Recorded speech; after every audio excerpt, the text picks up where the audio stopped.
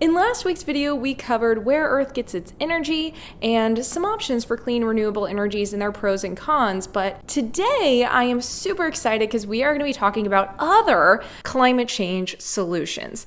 For example, and for the most part, carbon sequestration. In other words, the taking carbon out of the atmosphere type solutions rather than just lowering emissions by using renewable energies. So first things first, why is carbon sequestration important? Before we get into how we sequester the carbon, why do we need to sequester carbon or take it out of the atmosphere? Well, we really just can't rely anymore on just lowering emissions. Lowering or even stopping our carbon emissions doesn't do anything with the carbon that we've already emitted to the atmosphere. And if we just relied on lowering emissions or stopping our emissions, our legacy load of carbon, in other words, the amount of carbon that we've already released to the atmosphere, will continue to warm Earth for centuries, if not longer, just because it stays up there and in kind of the system of Earth's atmosphere, biosphere, and hydrosphere for a long time before it goes back to the rocks, to the geosphere where we've taken it from. And I talked about this in previous biogeochemical cycle videos. But anyway, we're taking it from the rocks, and for it to go back into the rocks takes a long time. So the carbon cycle itself and how we are affecting it, well, it's going to take a long time to come back to balance because rocks take a heck of a long time to form. So renewable energy, because it is not carbon sequestering, it's not taking carbon from the atmosphere, it's just lowering our emissions, is not the fix-all. It doesn't fix all of our problems that we've caused so far. So we want to sequester carbon, but how do we sequester carbon? How do we take carbon in the atmosphere and take it from the atmosphere and store it somewhere else? And where are we going to store it? Well, there are a few ways we can do this. The most simple and straightforward way that we can sequester carbon from the atmosphere, and pretty quickly at that, is by planting trees. And I'll talk about that mechanism first. Then we'll talk about regenerating soils. I've talked at length about this option for carbon sequestration in my carbon sequestration video, which I will link up to the top right for you. The reason that this video is a little different than that one is because I'm going to talk about other mechanisms as well as soil carbon sequestration in this video.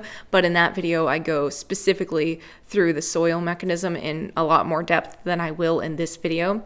We'll also, in this video, touch on silicate weathering and how that works, as well as why it's important for sequestering carbon and how we might be able to utilize it and induce it in a way that helps combat climate change. And we will finish off our carbon sequestration discussion with the topic of ocean fertilization, which I have an entire video on. Again, I will link that to the top right for you if you want to check it out. I go way more in depth in that video, but in this one, I will be talking about the key points behind ocean fertilization, as well as some things that we might consider regarding ocean fertilization that I didn't even think about or mention in that first video. So kind of an update there. And with more information for this video, and I'm really excited to share these things with you guys. And lastly, we will go through some non-carbon related ways that we might combat climate change. Yes, carbon sequestration is really important, but there are other ways that we might combat global warming and induce cooling, trying to kind of balance out the temperature system of global climate without the need for lowering emissions or sequestering carbon, just completely non-carbon related solutions. So we'll talk about those at the very end. I won't focus on those because I think given our effect and our current perturbation of the carbon cycle, it's most important that we bring back balance to the carbon cycle and focus on the carbon-related solutions, but I will mention some of those at the end because they are also important and could help us in our fight against climate change. So let's get started with the first one, afforestation. Essentially, planting new trees or restoring and replanting existing forests that we have deforested can be really important for carbon sequestration because trees sequester carbon, as do all plants, through photosynthesis.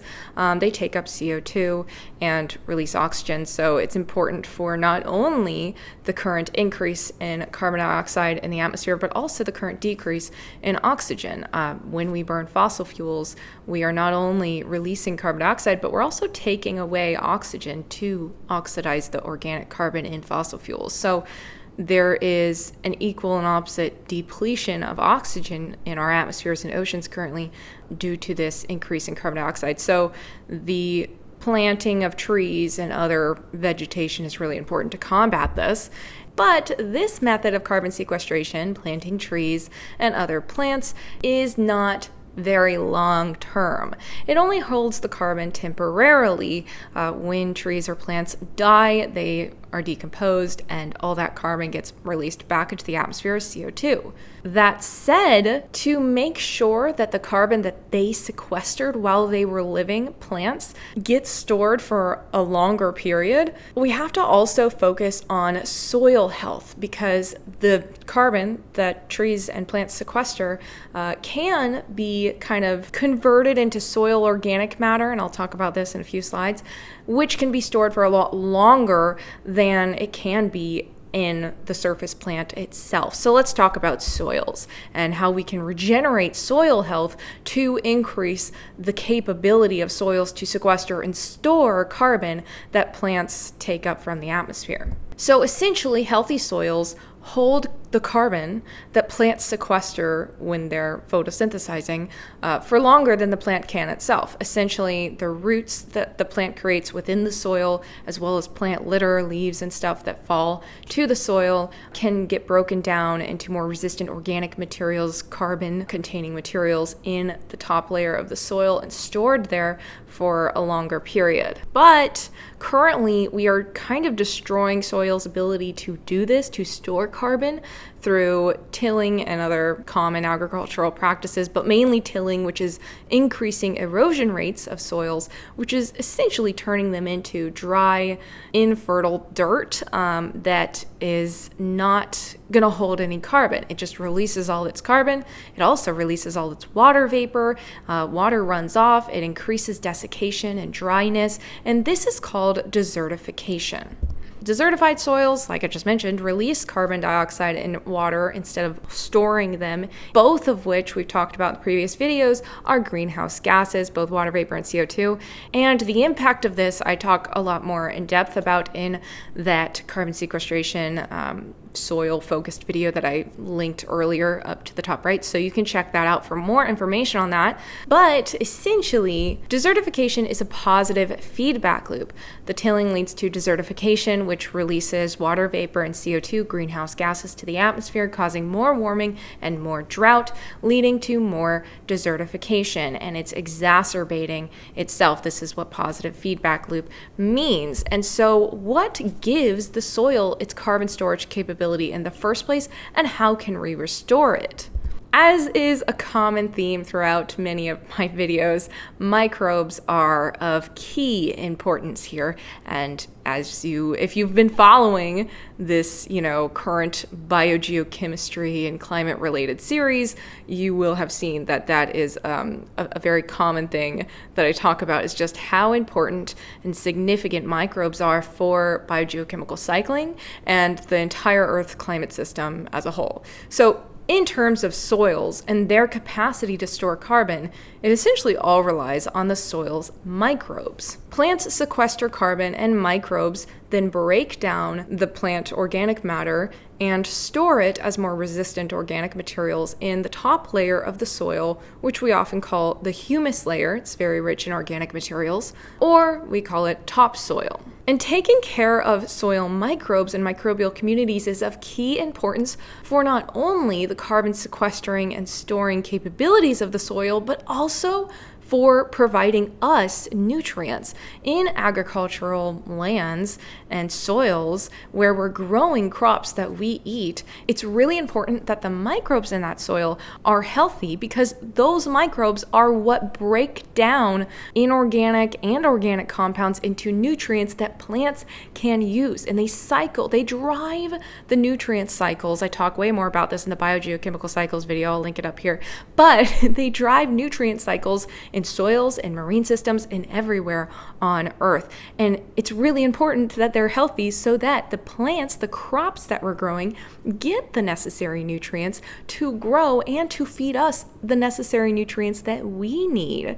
But currently, we are killing microbial communities in the soil with toxic chemicals and overuse of fertilizers and pesticides. And there's a reason that it takes way more fertilizer now to grow the same amount of crop as it did decades ago with way less fertilizer. There's a reason, and that is because we've taken away or killed all the microbes or most of the microbes off, and we've taken away the microbial diversity through monoculture instead of diversifying the ecosystem of agricultural lands.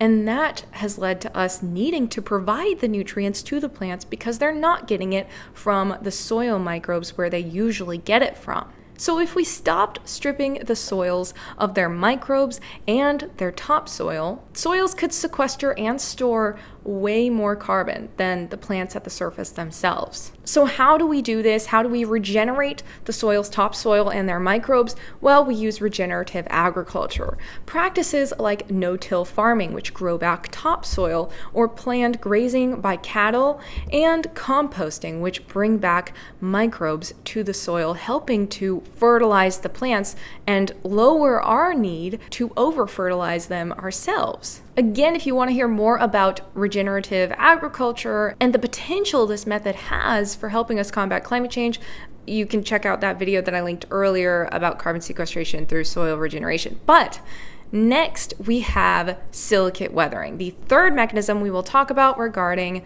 carbon sequestration. So silicate weathering might be two words that you've never heard before. Don't worry, I'm going to break it down. First things first, the lithosphere, the outermost layer of Earth's, layers.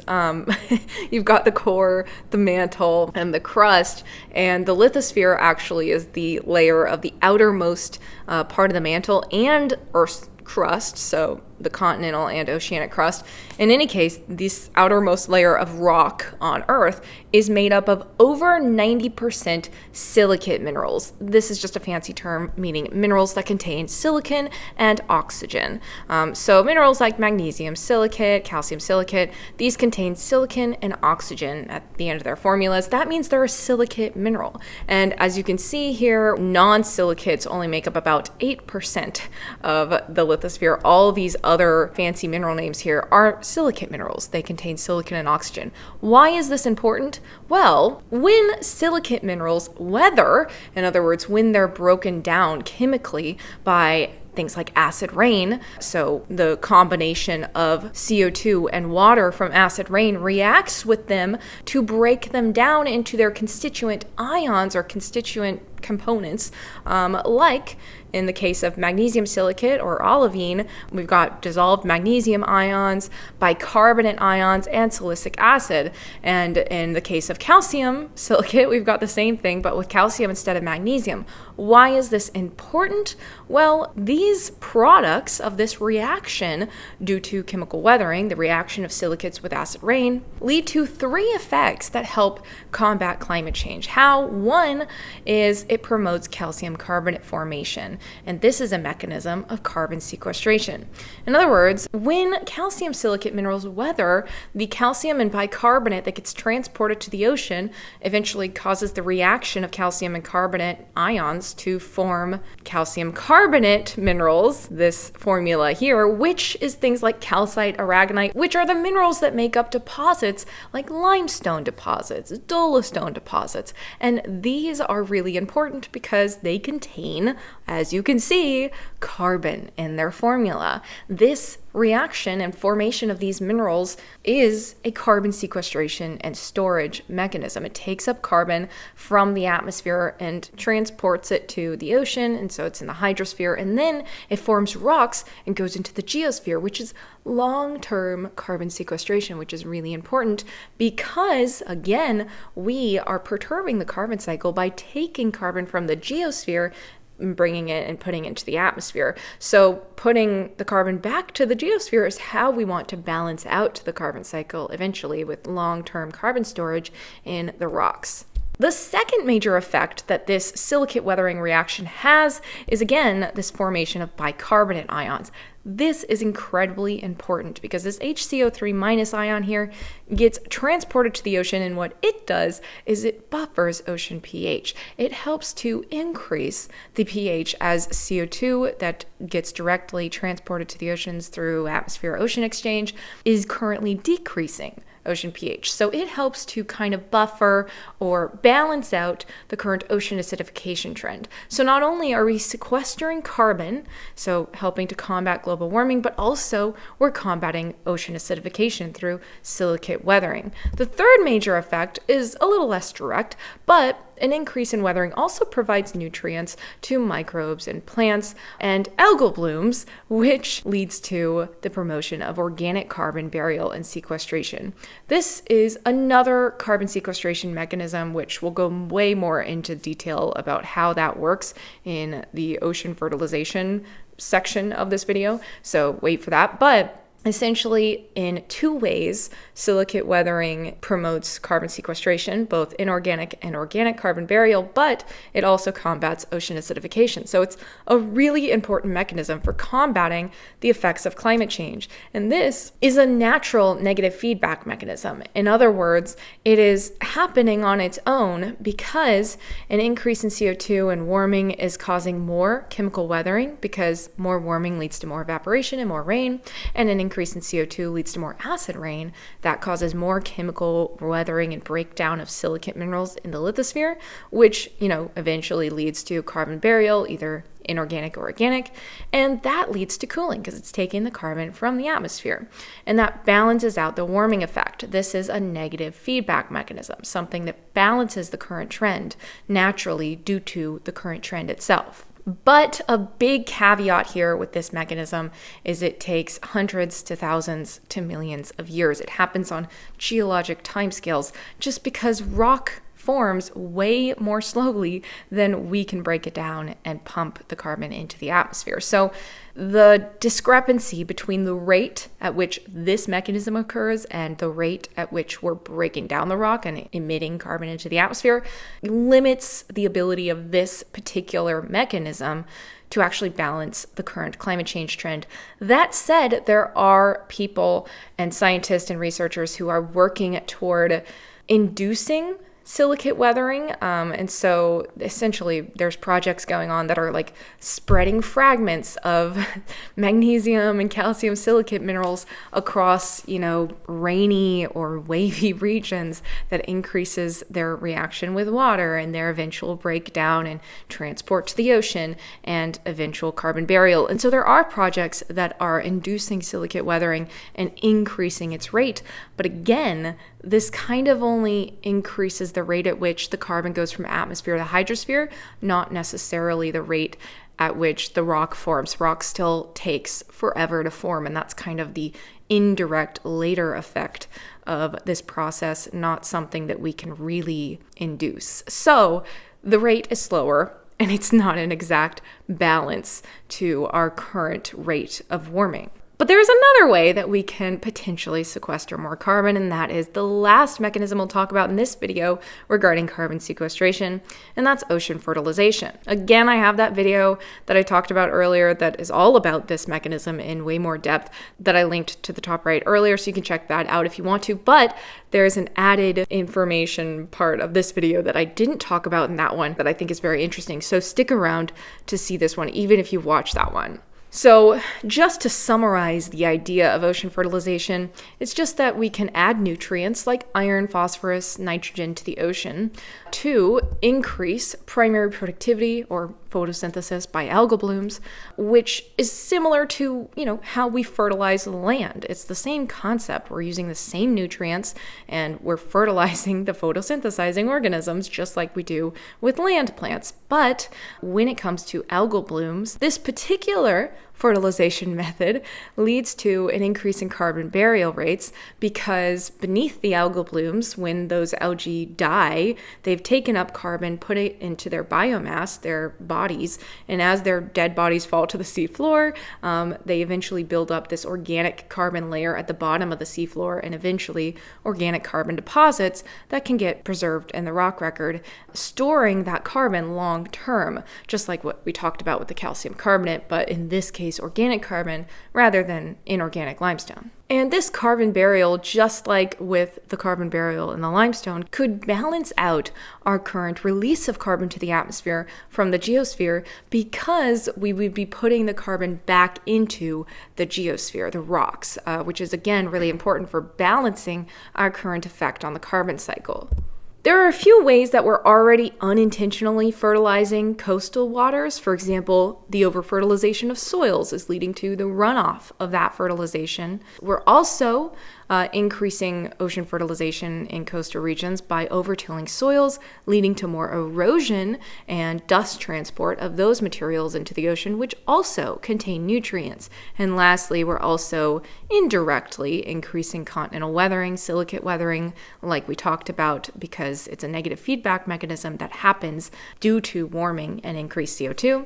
And this is leading to also, again, more nutrient influx to the ocean, more nutrient transport to the ocean. So essentially, these effects will kind of reverse the current global warming trend naturally if they keep inducing carbon burial in the ocean. But again, the same caveat that comes to the silicate weathering mechanism of carbon sequestration applies here. The natural sequestration of carbon due to ocean fertilization and an increase in organic carbon burial happens at a much slower rate than our release of that carbon to the atmosphere. So again, it does not balance the current trend by any means based on rate. And even if we could increase the rate at which the organic carbon gets buried and preserved as rocks in the ocean, this might not be in our best interest, because there are some unintended consequences that could come of this. The biggest and the most worrying one is ocean anoxia and eutrophication. What does this mean? Well, organisms beneath algal blooms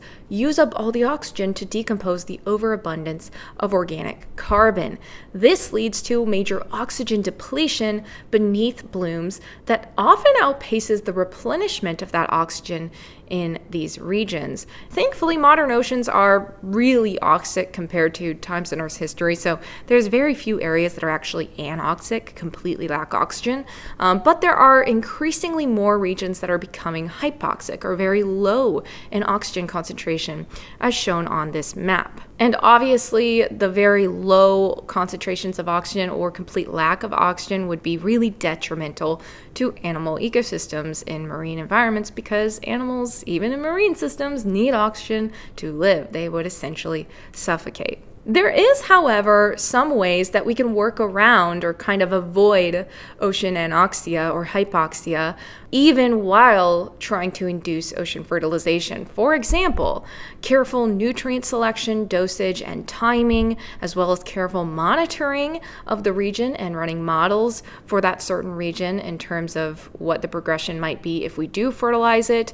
Artificial upwelling and downwelling is a big one. So one of the reasons ocean anoxia occurs beneath blooms, especially during global warming periods like today, is because during periods of warming, especially when poles are warming faster than the equatorial regions, which is the current trend, you have a decrease in temperature gradient from equator to poles, which essentially, I talked about this in the ocean videos more, but essentially it decreases the strength of atmospheric and oceanic circulation and oceanic vertical mixing, upwelling and downwelling. These are just fancy terms for the cycling of the surface water to the deep waters and the deep waters to the surface waters.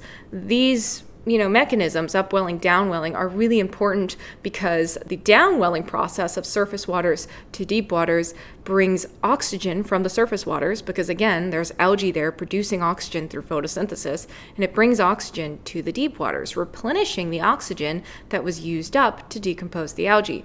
And then the upwelling brings nutrients from the deep waters, because the decomposition led to the production of carbon dioxide and other compounds that can be brought back up to the surface water through upwelling that provides nutrients to the algal bloom once again. And so it's a cycle of upwelling and downwelling, mixing the nutrients and oxygen for the organisms, the algae and the decomposers in this cycle. And unfortunately, when that cycle becomes weakened, the water column becomes stratified or layered in a way that reduces the oxygen in the deep waters and causes ocean anoxia. So artificial upwelling and downwelling, us pumping the water up and down, could prevent stratification and ocean anoxia. Another way we could prevent ocean anoxia is through careful location selection, for example, open ocean fertilization. If we look back at this figure that I showed on the previous slide of where regions are becoming the most hypoxic or low in oxygen concentrations, we can see they're all along the coast. Why?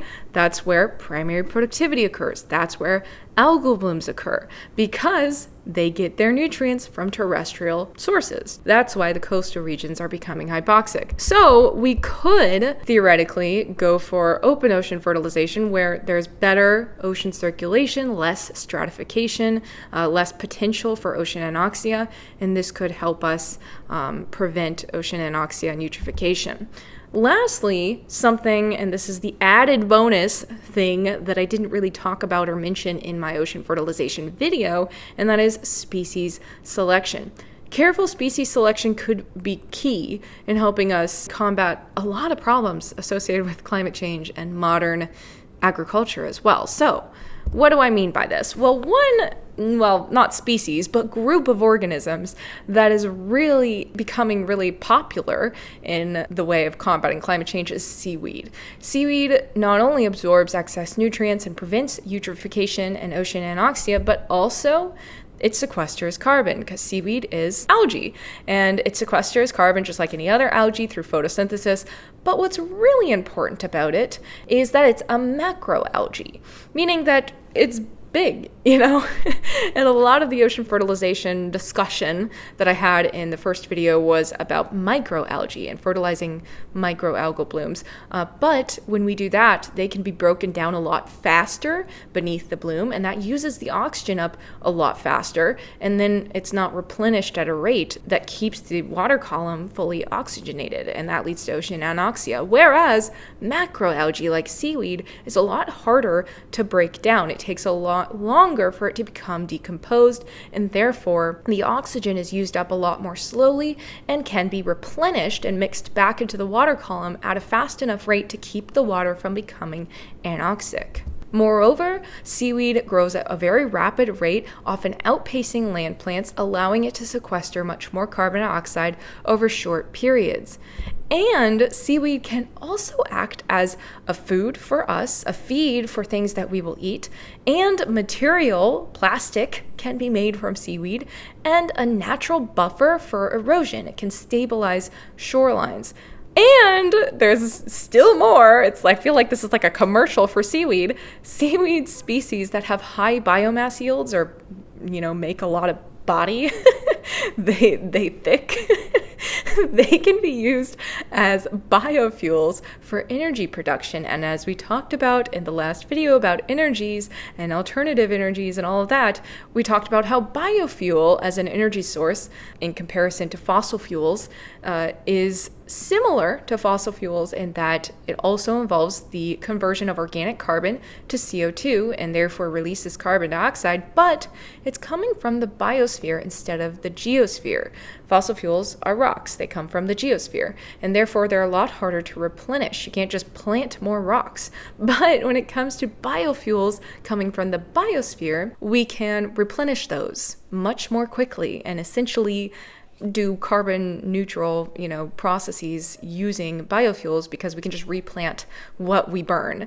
Whereas fossil fuels, we can't just regrow rocks immediately, So these are all the carbon sequestration mechanisms that I wanted to include in this video, but you might be wondering which one is the best, because these methods are clearly not equal by any means in effectiveness or rate at which they sequester carbon. So which one's best?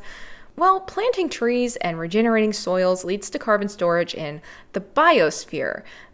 Regenerating soils and how soils sequester and store carbon in their resistant organic matter-rich humus or topsoil layer can be kind of considered the biosphere and the geosphere, depending on how you look at it. But in any case, both of these mechanisms are slightly less long-term than the other two mechanisms, which eventually lead to carbon storage in the geosphere, because silicate weathering and ocean fertilization eventually lead to the formation of carbon-containing rocks like calcium carbonate and organic matter deposits. These store the carbon a lot longer term because they're leading to rock formation, which will remain in the rock record for millions of years. So to balance out our current perturbation of the carbon cycle, in which we're taking it from the rocks and releasing it to the atmosphere, we do eventually want it to go back into the rocks, back into the geosphere. So one could say that these two methods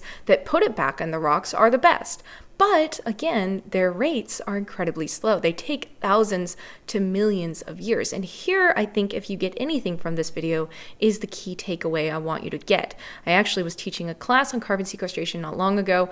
And in my class, one of my students asked a question, essentially insinuating that they got from my lecture that planting trees was good and all, but it was temporary. And so we shouldn't focus on that.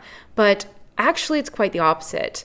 Obviously, it is more temporary than putting the carbon back into the geosphere, but it's also incredibly important that we do focus on planting trees and regenerating soils and these more short-term carbon sequestration solutions. Why? Because in the meantime, while we're inducing silicate weathering and fertilizing oceans to eventually lead to carbon sequestration into the geosphere, these rocks are going to take thousands to millions of years to form. So while they're forming, we really don't want the carbon to continue building up in the atmospheres and the hydrosphere or the ocean. We want it to be stored somewhere else, and somewhere where it's really healthily stored is the biosphere, like trees and soil microbes. And so we really do want to do these other mechanisms, these other short-term, more temporary mechanisms as well. We want to store that carbon in the biosphere until we can get it into the geosphere. We do not need it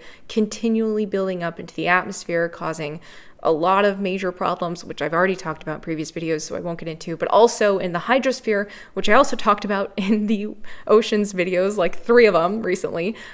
It's causing a lot of problems in those two chemical reservoirs. And what's great about these mechanisms is we can put them together to make a perfect solution of immediately taking the carbon, putting it into the biosphere, and then in the long term, focusing on forming these inorganic and organic carbon deposits to store the carbon long-term in the rocks. So all of these need to work together, and that's the key takeaway I want you to get from this video. The last thing I want to talk about, as promised, because not everything has to do with carbon and we can combat climate change in other ways, is non-carbon related solutions. So are there any solutions or ways that we can induce cooling, global cooling, to balance out the current warming trend without relying on lowering carbon emissions or sequestering carbon? And the answer is yes. Obviously, there are some ways, a lot of which focus on albedo, the surface reflectivity of Earth, essentially, how much solar radiation it absorbs versus reflects. One way that we can increase the surface reflectivity of Earth is by pumping sulfur aerosols into the stratosphere. It turns out these aerosols are really effective in reflecting solar radiation when in the stratosphere, so that's one way that we could do it. Marine cloud brightening is another way, spraying seawater or salt into the atmosphere to increase cloud reflectivity, again, just reflecting more solar radiation and inducing cooling. Solar radiation management, again, focused on reflecting more sunlight with lighter surfaces, for example, building more white roofs instead of dark roofs or other surfaces in our infrastructure. This could also help in using less energy because our roofs will reflect more solar radiation and make our houses cooler in potentially, warm climates, and that could be really helpful as well. And lastly, the last thing I'll mention, at least, there's probably more I'm not thinking of, but another way people have thought of is space-based solutions like mirrors and sunshades thrown up into space to reflect more sunlight. Now, all of these are just focusing on reflecting more sunlight. Obviously, this can induce cooling and combat the current warming trend, but again, because the current warming trend is a result of our perturbation of the carbon cycle, it's important that we don't neglect the carbon in terms of finding a solution to combat climate change, because we do eventually want the carbon cycle to come back to a balance. Because if we just do these other fixes and let the carbon run wild, that's gonna throw a lot of systems out of balance in the long run. So carbon, still really important. But there are other ways to do this, and I wanted to mention a few. So I hope you guys enjoyed learning about some carbon sequestration mechanisms and some non-carbon related potential climate change solutions in this video. And if you want to check out more or check out last week's alternative energies video, I will link that up here for you. And with that, guys, thank you so much for watching. As always, my references are linked down below in my description box, and I will see you guys in the next video. Bye.